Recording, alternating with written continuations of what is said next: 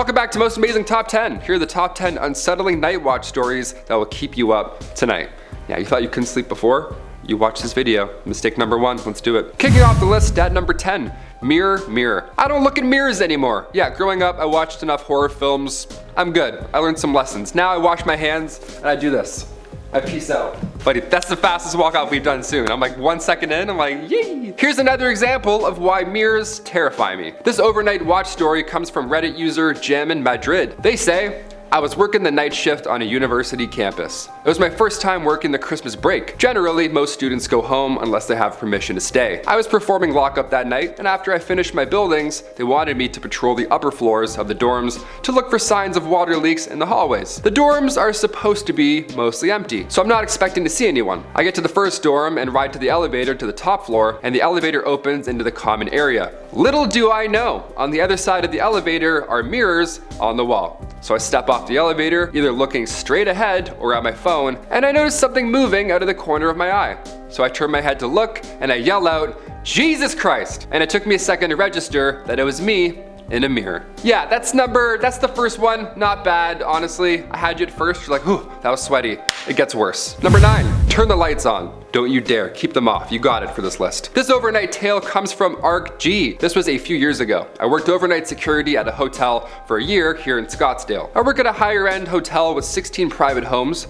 8 of which are rental homes that we manage. All 8 have to be checked and secured every shift. Now these rental homes are luxury homes, the cheapest of which is roughly $1.2 million. So large, a lot of pointless floor to ceiling windows, pools, huge patios, all the nonsense, you name it. Let me set the scene for you. It's 1 a.m. I'm approximately a quarter mile from the main property. We have 4 employees there for a night shift. I'm the only one with keys to the homes. On top of that, I'm one of the 4 employees, period, who have keys to the homes. I check our largest house, which is severely outdated, pink marble everywhere, funny smell, elephant furniture, very ugly. I go into the front door, check the 19 exterior doors from the inside, and on my way out, I notice that the entryway light is on, and a sticky note is on the door. On it, it says, you should really turn the lights on. And I never went back in that house. Yep, rightfully so. I would never go back into that town, let alone house. That's very brave, thank you for sharing. Number 8, Chuck E. Cheese. If you play Five Nights at Freddy's, this one will hit close to home. This one, I didn't enjoy this one. This one comes from Odd Tension 2133 from 2 years ago. When I was 16, I had a job as a janitor at Chuck E. Cheese, and I would usually work at night cleaning up messes on the floor and cleaning tables for the next day. So one night I was just doing my usual business and getting ready to lock up the place, and I heard a loud bang coming from one of the rooms. Now, I was spooked out because there were only 2 of us working that night cleaning, and my partner Noah was next to me, also questioning where the sound came from. Oh, it's so creepy. We kept doing our duties until about 10 to 15 minutes later when we heard scratching coming from the exact same room. Noah and I were freaked out at this point. We were basically done with cleaning and vacuuming, and we sprinted out the front door. The next day it turns out that the vents were being twitchy, but the loud bang remained unknown. These events kept happening for 3 days, and no one ever gave me any clues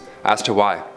Yeah, I don't know, that whole animatronic thing, nope. Number 7, a close call. This next one hits a little too close to home, I'll say that. This one comes from Redcoat Pilot. They say, I grew up in northwestern Ontario. In the last couple of years of high school, I worked night watchman on weekends at one of the gold mines. Also, side note, what a job. Yeah, imagine having that in high school. You work at a gold mine. I worked at a retirement home. This guy's working at a gold mine, okay. Towards the end of one of my rounds, in the wee hours, I walked past one of the bunkhouses. 20 feet past the bunk, the gatekeeper, who could see me from afar, calls on the radio and tells me to look behind. And I look, and there's a big black bear literally 5 feet from where I was just walking. Top comment was, did you die? I had to check up. No, they did not. They survived. Number 6, military blimp. Here we go. Wouldn't be a Taylor McWaters list if we didn't have aliens somewhere in here. Put on those tinfoil hats, folks. This one comes from an anonymous Reddit user, a former Reddit user actually, so it's a good sign. They say, one night I was working in Porter Ranch, California. It was an outside job. It was around 3 a.m. and I looked up to my left and there was what I can only describe as a giant cigar-shaped black blimp in the sky. It was so huge and it looked so close. My heart dropped and I just stared in awe. I was then convinced I just observed aliens. Yeah, rightfully so. I would tell the story to my friends and family for years, and they would always laugh. Sometime later, I came across an article that showed something like what I saw. Apparently, it was a military blimp. But can you know for sure? That's why I'm here. I'm here to tell you, yeah, but maybe not. Still sleep in fear. Number 5, stand and stare. This comes from Reddit user Overlord Brandon. Not a night guard, but I was a janitor for a little bit a while ago in a building that was only accessible by a key fob. You'd need only one to get in the front door and you'd have to use it again to enter the offices. The shift was from 4 p.m. to midnight, and if I finished early, I got to leave while still being paid until midnight. Nice. Each night I'd hang out with my coworkers in the office until 5 p.m., then we'd all head out to our buildings. I'd empty all the trash bins first, vacuum and mop where I needed, take care of any scheduled cleanings like steam cleaning the curtains, all that stuff, and I hit the bathrooms last since everyone would normally be out of the buildings at that time. Most nights I was finished between 8 p.m. and 9 p.m. There was a night when I was finishing up and all I had to do was clean the bathrooms. I did the women's room without any issues, and then I headed into the men's room. When I went in, the lights turned on because of that sensor, and there was some man I had never seen before just standing in the middle of the bathroom. I have no idea who he was or how long he was in there, but he had to have stood there long enough for the lights to go off and then remain motionless so they wouldn't turn back on. When I saw him, I just turned around and left for the night. Yeah, that's really scary. He had to stand still that entire time. That gave me chills. That gave me chills. It only gets worse. Here we go. We're almost there. Number 4. Breaking and entering. This next one comes from a user named Rizao. So my colleague was guarding this quite big complex in which the security system was not working. So they had 2 guards stationed at 2 different locations in this building. My colleague gets a call on the radio from the other night guard that he's heard someone trying to break in. So my colleague rushes over there as fast as he can. Now this building was quite the maze and required a number of keys in order to get from where he was to where the other guard was. And he finds out that he's been given the wrong set of keys at this moment. What a horrible time to find out. So for him to get to where the break-in's happening, he now has to go around the outside of the building. This took some extra time, of course, and when he arrived, he found the other guard knocked down. They were losing blood at this point. It wasn't looking great. He had tried to stop the 3 guys doing the break-in by himself and got rewarded with a hard pipe hit to his head. Yeah, not a great night. This job is extremely tough. I couldn't imagine. My colleague pressed his SRT, the panic alarm, and tried to tend to his friend's wound. It took about 5 minutes for the police and EMT to get there, but he said it felt like it took hours, I bet, since he was pretty sure his colleague was going to die at that point. He ended up in a coma for 5 days and also lost some of his eyesight in his left eye, but other than that, he recovered quite well. No one got caught since the attackers hit him and then ran. My colleague still works as the night guard, but the other guy that got attacked had a few months to recover and now works as an EMT instead. Isn't that wild? Something terrible that happens and then paths end up doing this and people go into nice things. Now he's helping other people. How lovely is that? Thank you for sharing. Number 3. Headphones. Oh, this next story, I'm never wearing headphones while cleaning ever again. That's it. No more dancing with brooms. This comes from the user Mother of Krakens 95. I did the same type of job, but for a bank after hours. I was supposed to be the only person in the building while I was there for the most part, except for just a few minutes at the very beginning. Well, I was there one night, just finishing up, about to start vacuuming the most unused upstairs area in front of the bathrooms. I unraveled the cord and turned around the corner to go plug my vacuum in, and there was somebody standing in the dark, dead still, pointing a weapon at me. I peed a little. I'm not going to lie. I would too. I'm not going to lie as well. But it turns out while vacuuming downstairs, I must have tripped one of the alarms around the teller area, and the security company employed by the bank sent out a guard. Apparently he called for anyone who might be in the building, but I had my headphones on and I didn't hear him. But he could see a shadow moving upstairs, and when he came near me, he heard a weird sound of the vacuum cord hitting the ground as I was unraveling it, and then he drew his taser as he snuck down the darker hallway. This is insane. I whipped around the corner. I thought he was a robber, he thought I was a robber, and we both scared the living out of each other. Not bad. That's really scary, but I'm glad no one ended up getting hurt. Number 2, creepy coyote. From Redditor Narbada, great name.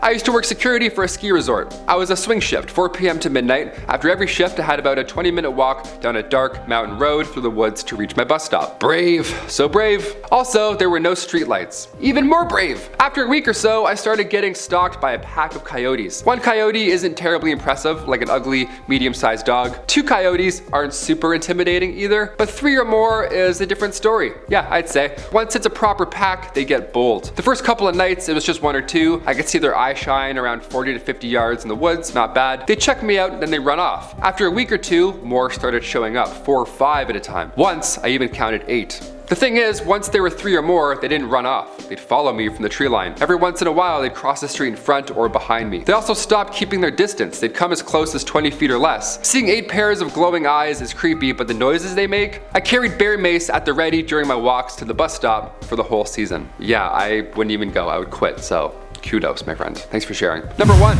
can't you hear me knocking?